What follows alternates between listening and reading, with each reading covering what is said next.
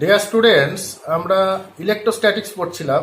ইলেকট্রোস্ট্যাটিক্সের আজ আমরা ক্যাপাসিটার এবং ক্যাপাসিট্যান্স অর্থাৎ ধারক এবং ধারকত্ব এই দুটো বিষয় নিয়ে আজকে আমরা আলোচনা করব। তো ধারক কি বা ক্যাপাসিটার কি? এই ধরো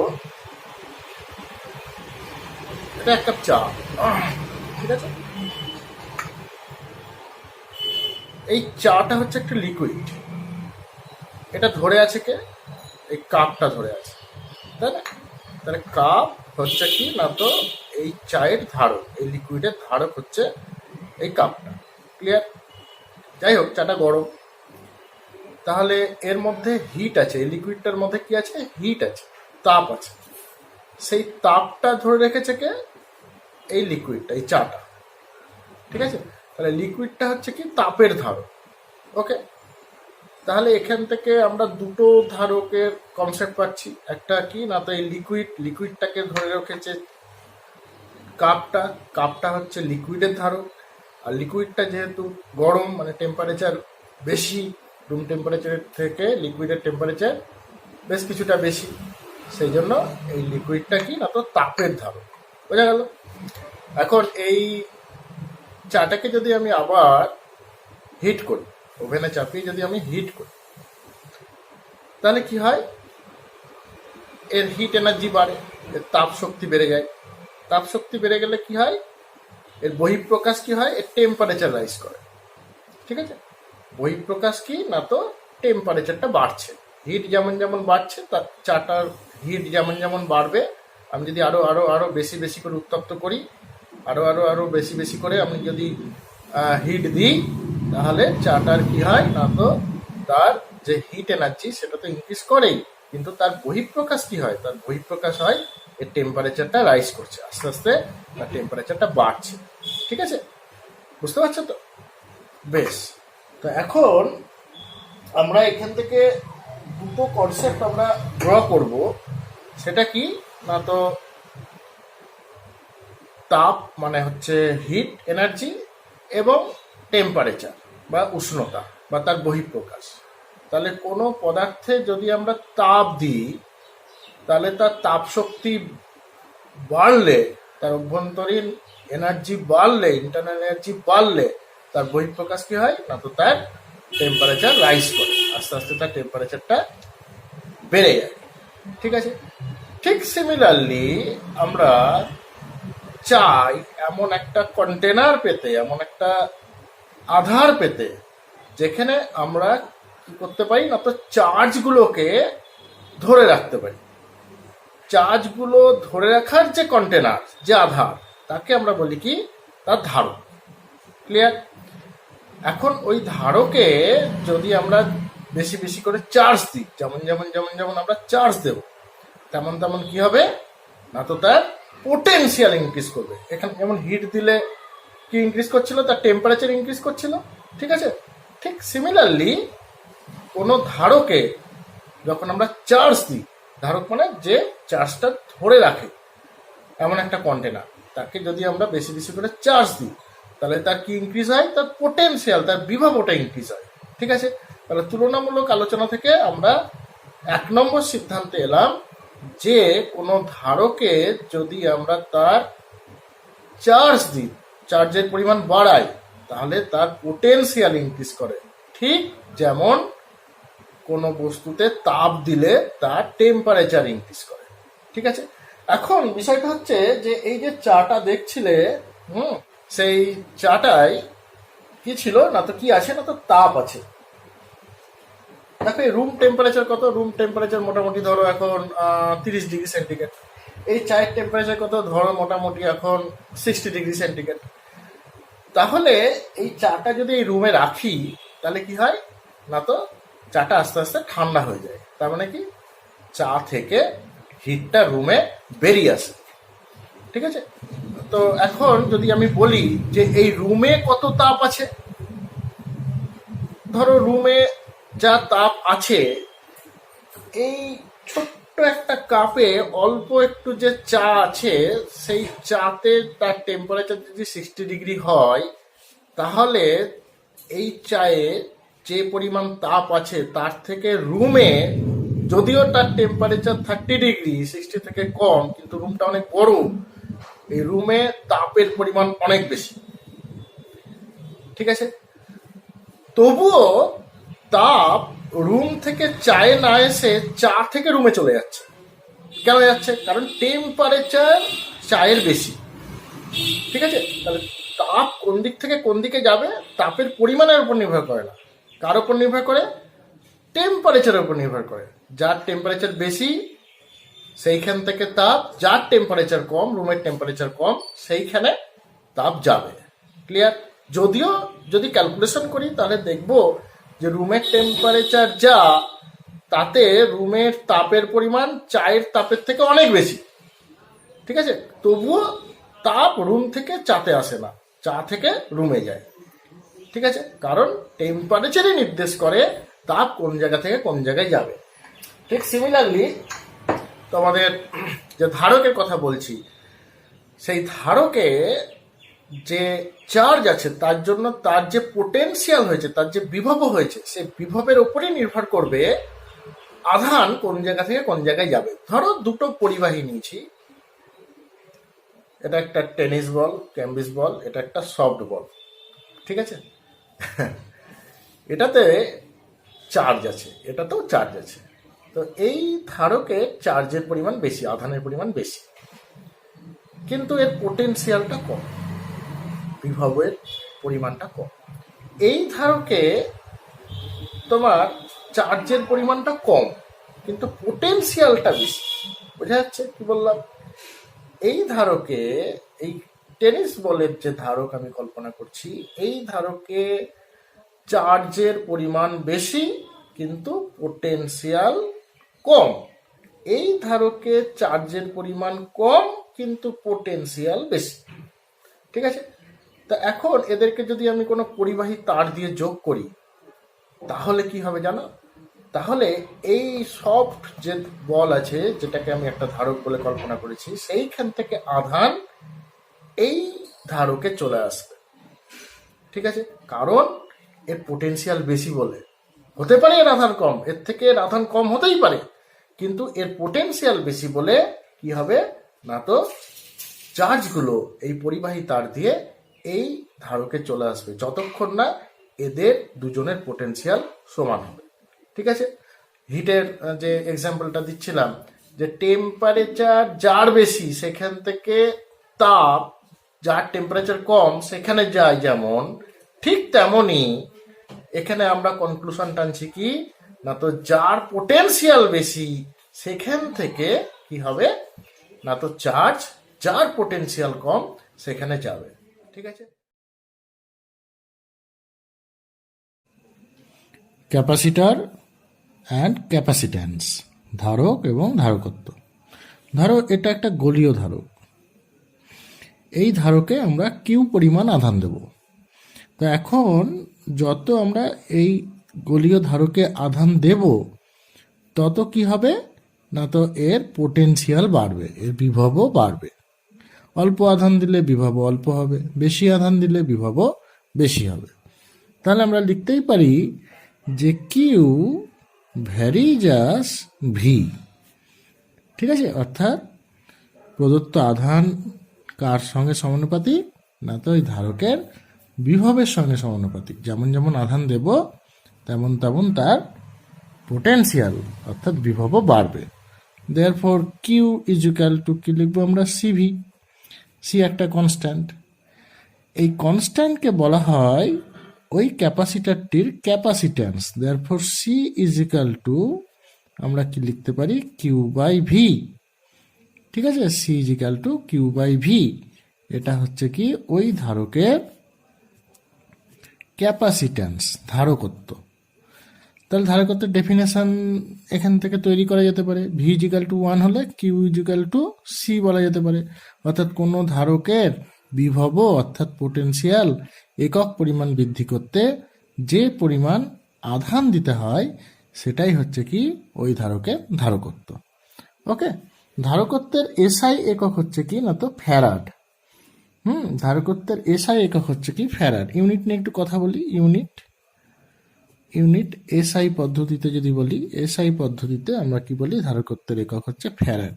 তাহলে 1 farad is equal to Q, Q SI পদ্ধতিতে কি হয় না তো coulomb, 1 coulomb by V, V SI পদ্ধতিতে কি হয় ভোল্ট, 1 ভোল্ট। তাহলে 1 F is equal to 1 C by V.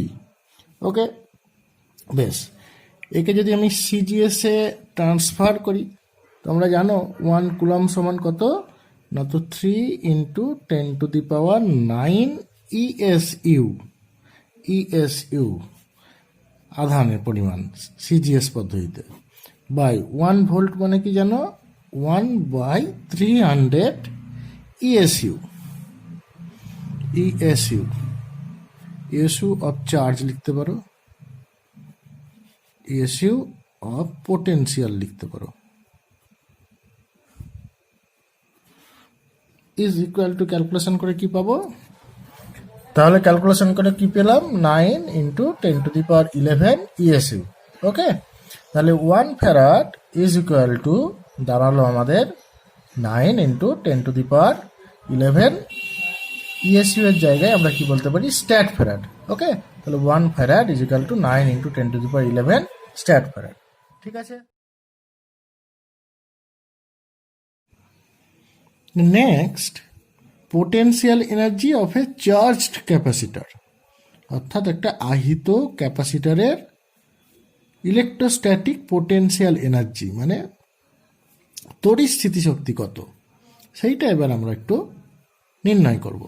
মনে করো এটা একটা ক্যাপাসিটর, এই ক্যাপাসিটরে আমরা মোট আধান দিতে চাইছি কিউ। ঠিক আছে, যখন আমরা মোট আধান কিউ দিয়ে দেব তখন দেখব যে ওর পোটেনশিয়াল 0 থেকে বৃদ্ধি পেয়ে হয়েছে ভি। ঠিক আছে, তাহলে ফাইনাল যে চার্জ, অন্তিম যে চার্জের পরিমাণ সেটা হচ্ছে কিউ, আর এর পোটেনশিয়ালের ভ্যালু কত না তো ভি। ঠিক আছে, কিউ আধান দেওয়ার পর এর পোটেনশিয়াল হয়েছে কত ভি। ঠিক আছে, আর এই ধারকের ক্যাপাসিট্যান্স মনে করলাম হয়েছে সি, ধারকের ক্যাপাসিট্যান্স কত না তো সি। তাহলে তোমরা জানো কি জানো না তো Q is equal to CV. বেশ, এটা আমরা জানি। এখন এই যে ধারকটাতে আমরা কিউ পরিমাণ আধান দিয়েছি, এই কিউ পরিমাণ আধান একসঙ্গে দিইনি। ঠিক আছে, ধারকে আগে কোনো আধান ছিল না, আধানের পরিমাণ ছিল 0 এবং তার পোটেনশিয়ালের ভ্যালু কত ছিল 0। আমরা কি করেছি ডিকিউ ডিকিউ ডিকিউ ডিকিউ করে আধান অল্প অল্প করে এই ধারকে অ্যাড করেছি। ঠিক আছে, মনে করো যে কোনো মুহূর্তে আধানের পরিমাণ হচ্ছে স্মল কিউ। ঠিক আছে, লিখে ফেলি আমরা, মনে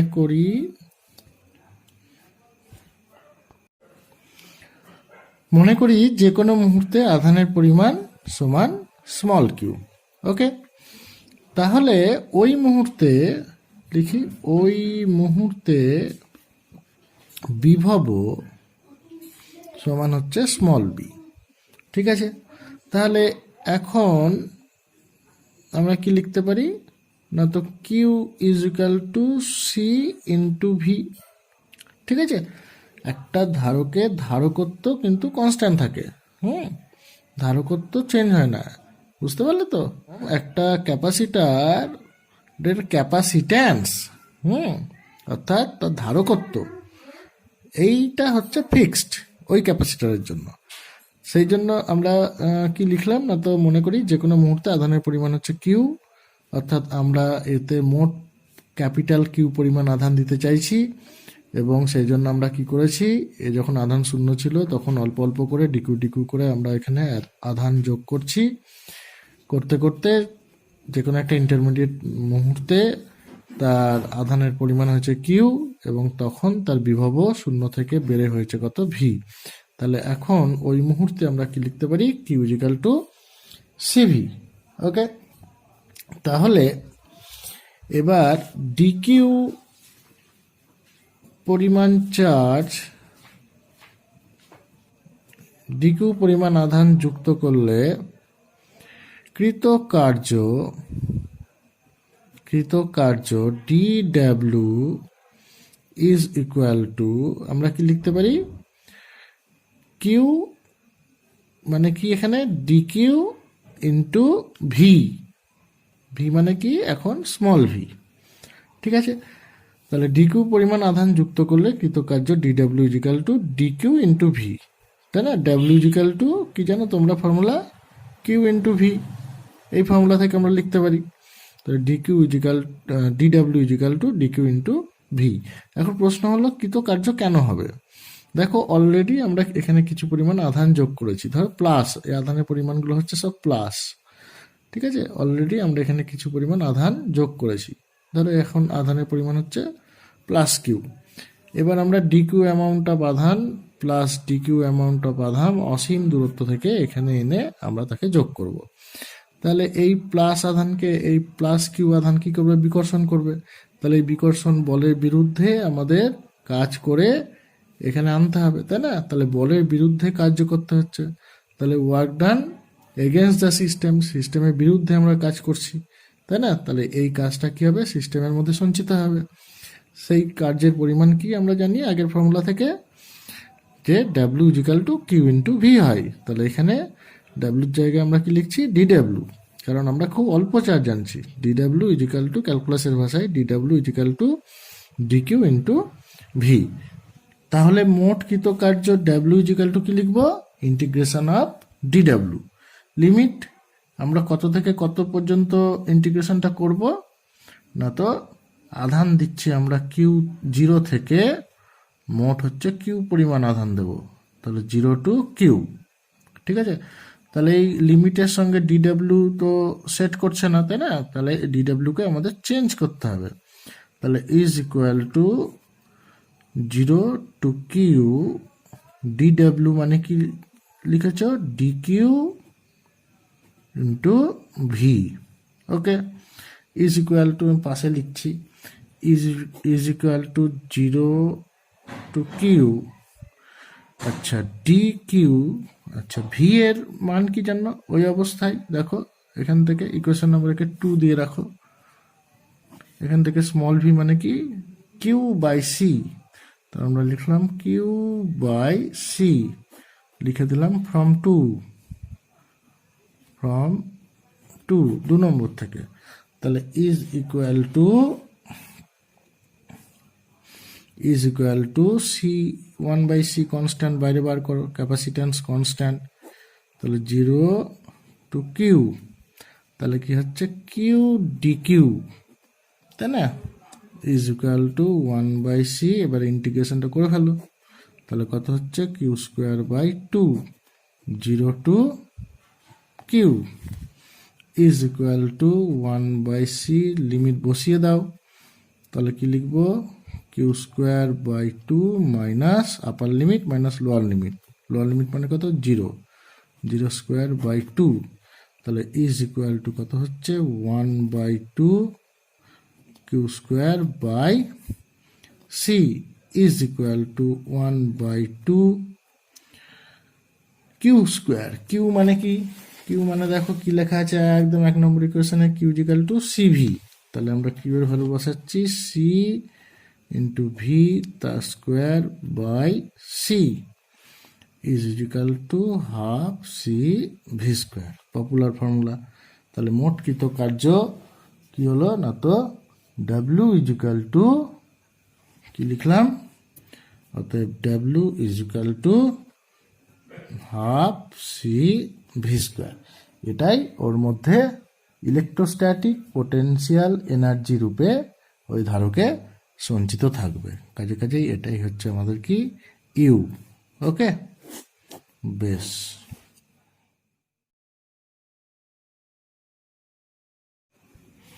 next, capacitance of A spherical conductor. ঠিক আছে, কন্ডাক্টর মানে কি পরিবাহী গোলকের ধারকত্ব। গোলকটা কেমন না, তো পরিবাহী, এরূপ একটা পরিবাহী গোলকের ধারকত্ব আমরা এবার নির্ণয় করব। ধরো এইটা একটা গোলক, পরিবাহী গোলক, তো এই গোলকে মোট আধানের পরিমাণ এখন কিউ এবং তার পোটেনশিয়াল হয়েছে ভি। ঠিক আছে, তাহলে তার ধারকত্ব যদি সি হয়, তাহলে আমরা লিখতেই পারি, কি লিখতে পারি না তো Q is equal to CV or C is equal to Q by V, তাই না? এটা ইকুয়েশন নাম্বার 1 দিয়ে রাখলাম। এখন তোমরা জানো কি জানো না তো, একটা গোলীয় পরিবাহীতে যদি আমরা কিউ পরিমাণ আধান দিই এবং তার পোটেনশিয়াল যদি ভি হয় এবং পরিবাহীর ব্যাসার্ধ যদি আর হয়, তাহলে তোমরা কি জানো, V is equal to in SI পদ্ধতিতে শূন্য মাধ্যমে কি লিখতে পারি, 1/4 pi epsilon naught Q by R, তাই না? আগের চ্যাপ্টারে তোমরা পড়েছো। ইকুয়েশন নাম্বার 2 দিলাম। কখন এটা? এসআই পদ্ধতিতে শূন্য মাধ্যমে, এসআই ইন ভ্যাকুয়াম। ঠিক আছে, তাহলে 1 এবং 2 নম্বর সমীকরণ থেকে কি লিখতে পারি আমরা? অতএব 1 and 2 ইমপ্লাইজ কি লিখতে পারি 1 এবং 2 নম্বর থেকে? দেখো, সি ইজ ইকাল টু কি লিখবো, কিউ বাই ভি এর জায়গায় কি লিখবো, 1/4 pi epsilon naught Q by R is equal to, তাহলে কি হচ্ছে 4 পাই এপসাইলন নট, এই কিউ কিউ কেটে যাবে, দিয়ে হবে R. Therefore C is equal to 4 pi epsilon naught R. এটা কি এসআই পদ্ধতিতে হলো। ঠিক আছে, যদি সিজিএস পদ্ধতিতে হতো তাহলে কি হতো? ইকুয়েশন নাম্বার 3 দিয়ে রাখি। সিজিএস পদ্ধতি হলো কি হতো? সিজিএস পদ্ধতিতে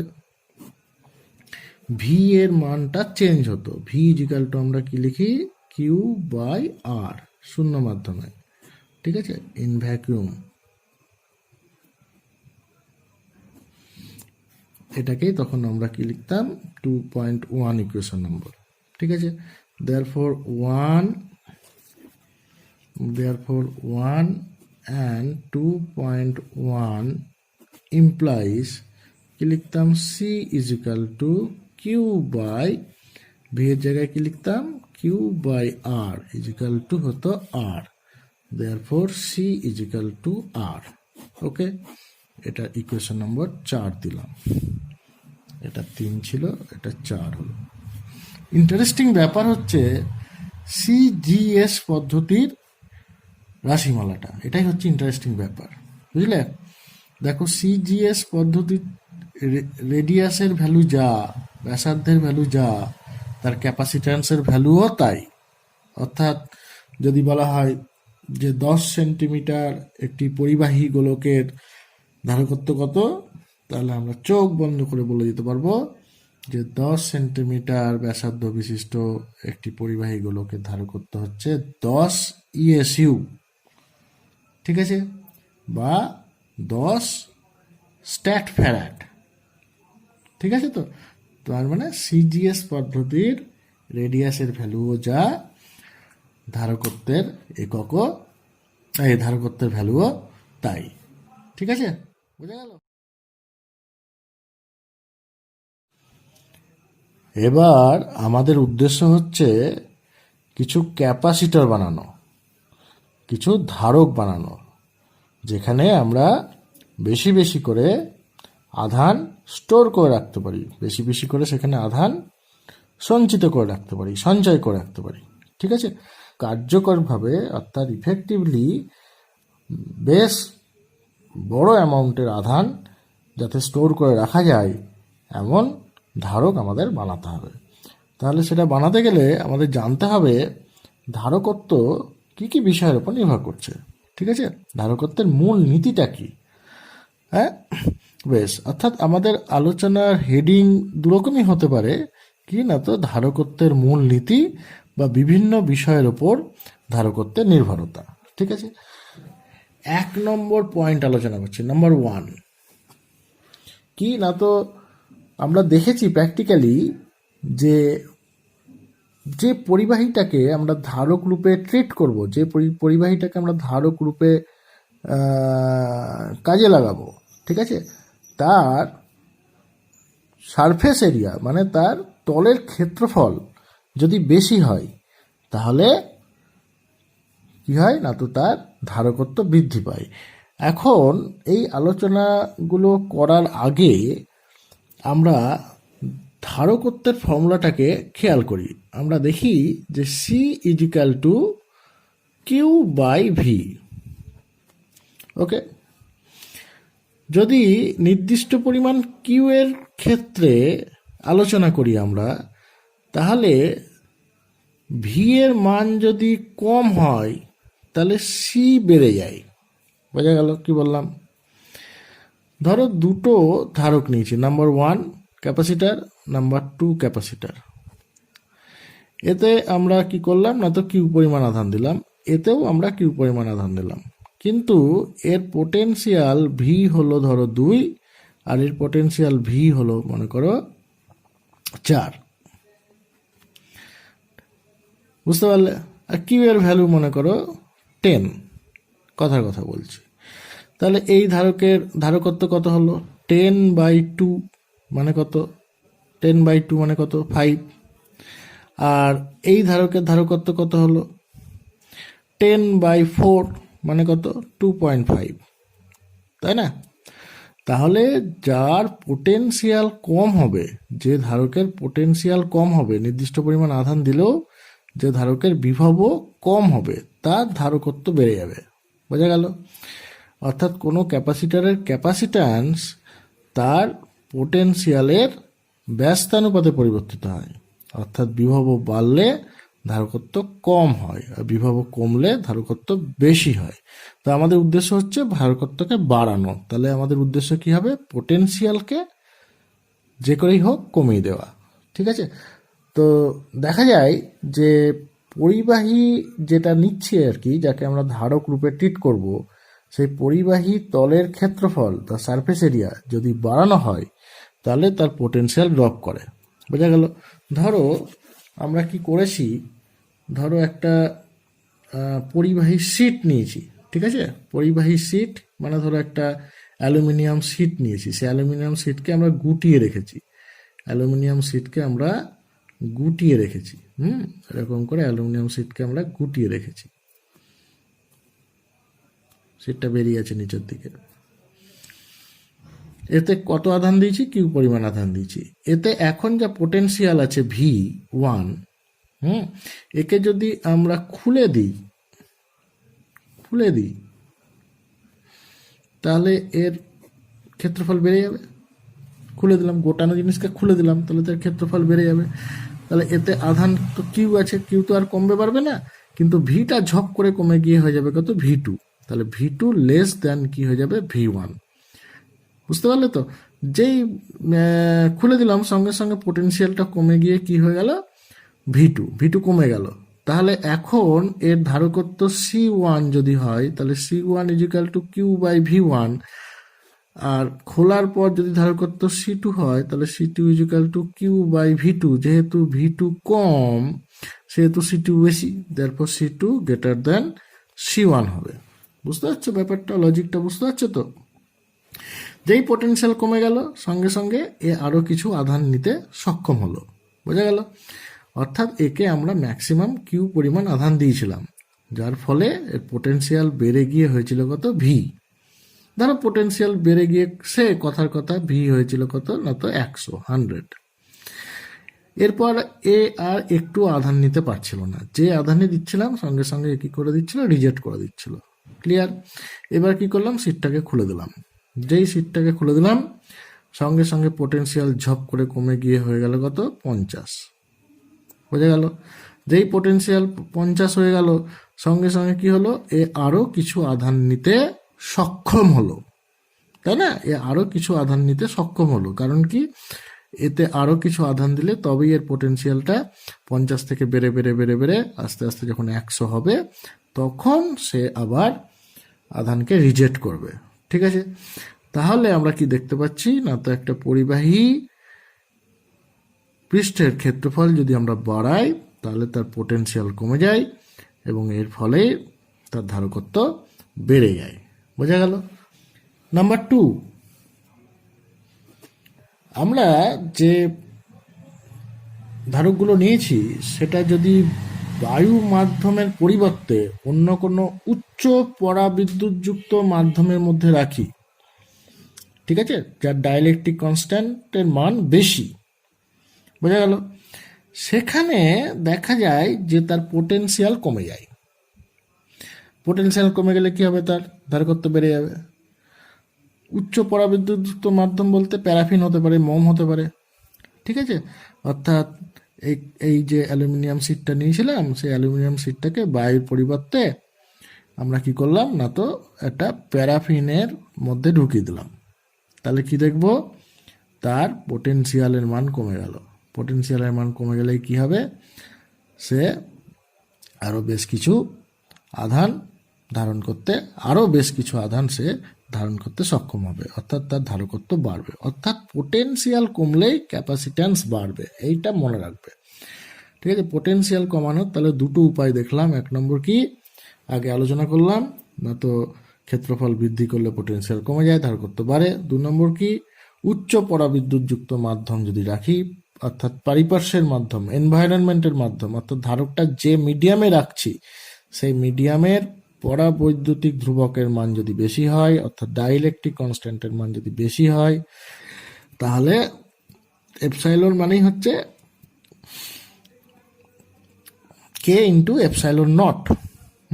এপসাইলন মানে হচ্ছে কি কে ইন্টু এপসাইলন নট, বুঝতে পারলে তো। আমরা পোটেনশিয়ালের মান কি লিখতাম বলো, আমরা পোটেনশিয়ালের মান লিখতাম ভি ইকুয়াল টু যে কোনো মাধ্যমে কি লিখতাম না, তো 1/4 pi epsilon into Q by ধরো আর, এরকম লিখতাম। ইজ ইকুয়াল টু আমরা লিখতে পারি 1/4 পাই এপসাইলন মানে হচ্ছে K epsilon naught into Q by R. এই কেটা কি, কেটা হচ্ছে কি না, তো ডাই ইলেকট্রিক কনস্ট্যান্ট, বা বাংলায় বলবো কি পরাবৈদ্যুতিক ধ্রুবক। পরাবৈদ্যুতিক ধ্রুবক, পরাবৈদ্যুতিক ধ্রুবক কি, পরাবৈদ্যুতিক ধ্রুবকটা কিছুই না কি না, তো আপেক্ষিক তড়িৎভেদ্যতা। দেখো এখান থেকে দেখো আমরা কি লিখেছি, এপসাইলন ইজিক্যাল টু লিখেছি কি, এখানে এপসাইলনের পরিবর্তে কি লিখেছি, কে এপসাইলন নট। এপসাইলনের পরিবর্তে লিখেছি কে এপসাইলন নট, তাহলে কে সমান কি epsilon by epsilon naught, epsilon by epsilon naught. অর্থাৎ কোনো মাধ্যমের পরম তড়িৎভেদ্যতা ও শূন্য মাধ্যমের তড়িৎভেদ্যতার অনুপাতকেই বলা হচ্ছে কি তার ওই মাধ্যমের পরাবৈদ্যুতিক ধ্রুবক, ঠিক আছে। কোনো মাধ্যমের পরম তড়িৎভেদ্যতা ও শূন্য মাধ্যমের তড়িৎভেদ্যতার অনুপাতকেই বলা হচ্ছে কি কি না, তো ওই মাধ্যমের পরাবৈদ্যুতিক ধ্রুবক, বুঝতে পারলে। বা আপেক্ষিক তড়িৎভেদ্যতা, এর আর একটা নাম হচ্ছে কি আপেক্ষিক তড়িৎ ভেদ্যতা, আপেক্ষিক তড়িৎ ভেদ্যতা, বোঝা গেল। তাহলে কি বলছি, এটাই বলছি, দেখো এখানে এই কে এর মানটা যদি বেড়ে যায়, দেখতে পাচ্ছ এখানে যদি কে এর মানটা যদি বেড়ে যায়, তাহলে কি হয়, কে এর মান বেড়ে গেলে এই নিচটা বেড়ে যাচ্ছে, তাহলে কি হয়, ভি এর মান কমে যায়। ভি এর মান কমে গেলে কি হয়, তোমরা কি জানো, ভি এর মান কমে গেলে সি বেড়ে যাবে। কাছাকাছি বেশি পরাবিদ্যুৎযুক্ত মাধ্যমে যদি আমরা ধারককে রাখি, তাহলে তার ধারকত্ব বেড়ে যায়। ওকে। 3 নম্বর, ধরো ওই অ্যালুমিনিয়াম শিটটা খুলেই রেখেছি, অর্থাৎ তার সারফেস এরিয়া বাড়িয়ে রেখেছি যাতে তার পোটেনশিয়াল কমে ধারকত্ব বাড়ে, সেটা করেছি। এবং বা আশেপাশের যে মিডিয়াম, সেই মিডিয়ামটাকেও আমরা পরিবর্তন করেছি। ধরো এটা প্যারাফিনের মধ্যেই আছে, অর্থাৎ সে উচ্চ পরাবিদ্যুৎযুক্ত মাধ্যমের মধ্যেই আছে, তার ফলে কি হয়েছে, তার পোটেনশিয়াল ড্রপ করেছে এবং তার ক্যাপাসিট্যান্স বেড়েছে, ঠিক আছে। তারপরেও আমরা একটা জিনিস লক্ষ্য করি, সেটা হচ্ছে এরকম ব্যাপার, যদি এর পাশে যদি আর একটা পরিবাহীকে আনি, হ্যাঁ, এর পাশে যদি আর একটা পরিবাহিকা আনি এবং ওই পরিবাহীকে যদি আমরা ভূ সংলগ্ন করে দিই ওই সাপোর্টিং পরিবাহীকে, তাহলে দেখা যায় কি না তো এর ধারকত্ব বেড়ে যায়। কেন বাড়ে? কারণ পোটেনশিয়াল আবারও ড্রপ হয়। কীরকম ব্যাপারটা বুঝি। ধরো এখানে আমরা প্লাস কিউ আধান দিয়ে রেখেছি, ঠিক আছে। এই প্লাস কিউ আধান দেওয়ার ফলে এই পাশে এর সংলগ্ন অবস্থায় এর পাশে যে আর একটা পরিবাহী আমরা আনছি তার সঙ্গে টাচ না করিয়ে, ঠিক আছে, অর্থাৎ এর সঙ্গে সংলগ্ন বাট তারা কখনোই কানেক্টেড না, টাচ করা হয়নি, এরকম একটা পরিবাহীকে এনেছি, তখন কি হয়? এখানে ইন্ডাকশান হয়। ইন্ডাকশানের ফলে কি হয়? ইন্ডাকশানের ফলে এই দিকে মাইনাস কিউ আধান আবিষ্ট হয়, আর ঠিক অপোজিট দিকে তার অপর পৃষ্ঠে উল্টো পৃষ্ঠে কি হয়? প্লাস কিউ আধান আবিষ্ট হয়, ঠিক আছে। তাহলে এইটা হচ্ছে কি, এই দুটো আধান হচ্ছে কি না তো ইনডিউসড চার্জ, মানে কি আবিষ্ট আধান। আবিষ্ট আধানের মধ্যে এটা হচ্ছে কি বদ্ধ আধান, এটা কি মুক্ত আধান। মুক্ত আধান তোমরা জানো সবসময় কি হতে চায় না তো মুক্ত হতে চায়, চলে যেতে চায়, দূরে চলে যেতে চায়। তো এখন এটা যদি গ্রাউন্ডেড করা থাকে, আর্থেড করা থাকে, ভূসংলগ্ন করা থাকে, তাহলে মুক্ত আধান কি হয় না তো এই পরিবাহী তার দিয়ে মাটিতে চলে যায়, অর্থাৎ এরা চলে যায়, ঠিক আছে। তাহলে পড়ে থাকে কারা? পড়ে থাকে হচ্ছে কি মাইনাস কিউ আধান, ঠিক আছে। যদি কমপ্লিট ইন্ডাকশন হয় তবে এখানে কিন্তু প্লাস কিউ এর জন্য এখানে মাইনাস কিউ আধান তৈরি হবে, ঠিক আছে। 100% ইন্ডাকশন হলে এটাই সম্ভব হবে। আমরা ধরে নিচ্ছি আইডিয়াল কেসে 100% ইন্ডাকশন হয়েছে। বেশ, তাহলে এখানে আলটিমেটলি কি হচ্ছে না তো মাইনাস কিউ আধান তৈরি হচ্ছে, এখানে মাইনাস কিউ আধান থাকছে, আর প্লাস কিউ আধানগুলো কি নিচে চলে গেছে। তাহলে এই মাইনাস কিউ আধান এখানে তার চারপাশে কি করবে? ইলেকট্রিক ফিল্ড তৈরি করবে, নেগেটিভ ইলেকট্রিক ফিল্ড তৈরি করবে। ফলে এই মাইনাস কিউ আধান এখানে কি করবে না তো এর পোটেনশিয়ালকে কি হবে? কমিয়ে দেবে, কারণ এর তো পোটেনশিয়াল প্লাস, এতে তো প্লাস আধান আছে, তাই না? তাহলে মাইনাস কিউ আধান কি করবে? এখানে পোটেনশিয়ালকে মাইনাস করে দেবে, কিছুটা কিছুটা কমিয়ে দেবে, ফলে এর পোটেনশিয়াল ড্রপ হবে। আর পোটেনশিয়াল ড্রপ হলে কি জানো তোমরা না তো তার ধারকত্ব বৃদ্ধি হয়, ঠিক আছে। এই হচ্ছে তিনটে বিষয়, অর্থাৎ পরিবাহী তলের ক্ষেত্রফল বৃদ্ধি হলে তার ধারকত্ব বৃদ্ধি পায়, ঠিক আছে। আশেপাশের মানে পারিপার্শ্বের মাধ্যম যদি উচ্চ পরাবিদ্যুৎযুক্ত মাধ্যম হয় তাহলে তার ধারকত্ব বৃদ্ধি হয়, এবং কি হয় না তো থার্ডলি কি বললাম না তো অপর কোনো ভূ সংলগ্ন পরিবাহীর উপস্থিতি যদি ঘটে তবুও তার ধারকত্ব বৃদ্ধি হয়। এটাই হচ্ছে কি ধারকের মূল নীতি, ঠিক আছে, বোঝা গেল? বেশ।